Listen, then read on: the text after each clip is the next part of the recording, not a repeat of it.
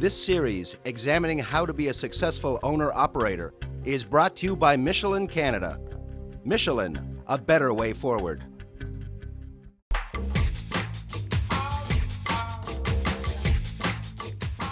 So having given some thought to whether becoming an owner-operator is a viable career choice, I guess the next thing to do is to get some things down on paper. And where do we start with that, Ray? You mentioned a budget. Is that the starting point? Budget is a great starting point, along with a cash flow.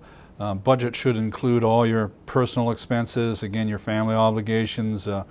Typically, an owner-operator small business is tied very strongly to what the personal obligations are. So sitting down and doing a budget and incorporating all those elements of the mortgage and the car payments and anything else that's required to keep the family rolling should be part of that budget.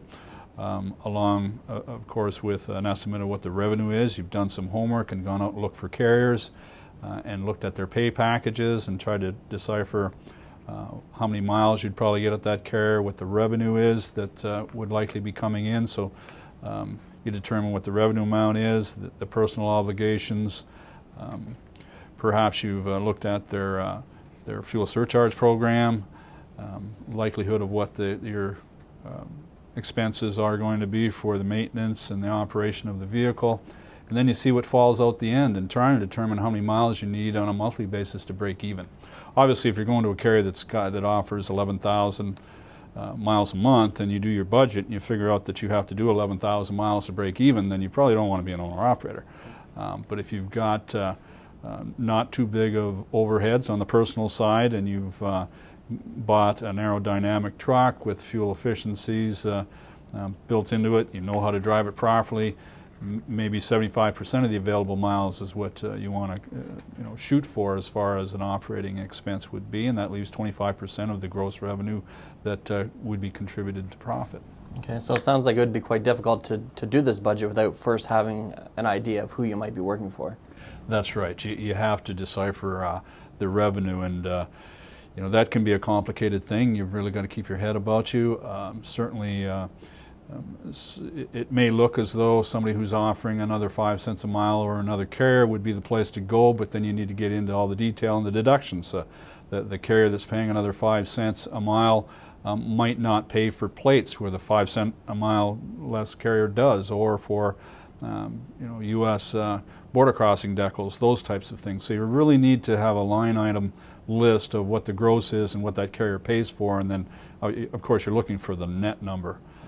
You're not looking at that gross number. So you have to be careful. Just shopping for the carrier that's offering the most revenue at the top line does not mean that it's going to be the best revenue at the bottom line. Okay. And once it comes time to control our expenses and try to get our head around the costs, do you have any tips on how to stay organized? Obviously, keeping better track of your records is going to be better for you in the long run.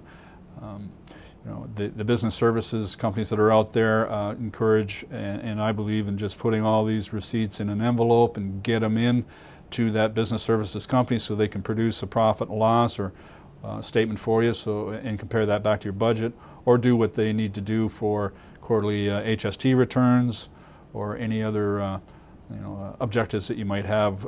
But keeping current records is what the trigger to success is. You can't manage what you don't measure. And measuring things 2, 3, 4 months after an event has happened is not really going to help you manage your business. You need current information, and keeping on top of your records and making sure that you've got the information you need to adjust your business if things get off track is critical. Okay, now you mentioned the profit and loss statement. I don't know how many owner-operators keep a profit and loss statement. Why is that important?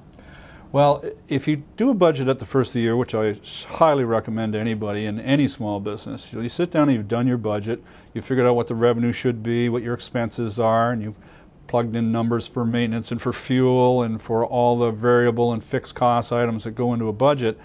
That's a great piece of paper, and that's your goal. That's your 12-month goal. But what your profit and loss statement does is it comes out monthly and it compares your actual result to what you planned on. So having a budget up front is great, but if you do nothing else with it, but look at it at the end of the year when you do your tax return, it's been kind of a useless exercise. But if you do it on a monthly basis, then you can adjust to those numbers that get offside. So for instance, you budget 11,000 miles a month, but you're actually only doing 10, and you know this tracks over a couple of months, and you know you're going to be offside on what's going to follow the bottom of the page of the black ink profit. It's not going to be there. So why is that happening? Is the carrier not offering you the miles, or have you not been as dedicated as you should have been? You're going to need to ramp it up. Maybe your fuel expenses got offside. Maybe you've got a little heavier foot than you should have, or you're not driving the truck properly to get the greatest efficiencies that you can out of the vehicle. So you have to be able to see on a monthly basis where you're outside your budget so you can adjust to those numbers. And again, if you just wait to the end of the year, then you're going to find that you don't have the numbers that you expected to have at the bottom of the page, and that's too late. Okay. Now, is a profit and loss statement something you can do on your own, or are there services that provide it? What's the best approach to getting started with one?